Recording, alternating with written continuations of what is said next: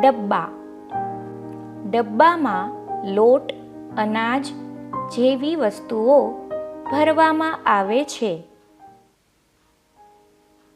તે ઘર વપરાશની ઉપયોગી વસ્તુ છે.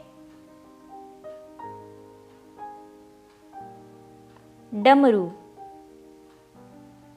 ડમરું સંગીતનું એક સાધન છે. મદારી પણ ડમરું રાખે છે. ડમરું ડમ ડમ વાગે છે. તેનો અવાજ કાનને ગમે છે. ડુંગર. ડુંગર ઊંચો હોય છે. ડુંગરને પહાડ કે પર્વત પણ કહેવાય. ડુંગર સુંદર લાગે છે. ડુંગળી.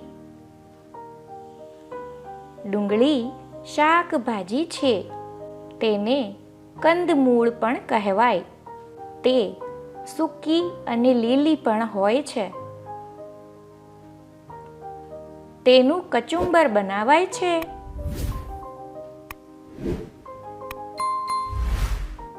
તો બાલ દોસ્તો, આજે આપણે ડ મૂળાક્ષર પરથી વિવિધ શબ્દો, વાક્યો અને ચિત્રવર્ણન શીખ્યા. ફરી મળીશું નવા મૂળાક્ષર અને ચિત્રવર્ણન સાથે. ત્યાં સુધી પઠનમ સાથે જોડાયેલા રહો અને વધુ અભ્યાસ કરતા રહો. આવજો. આભાર.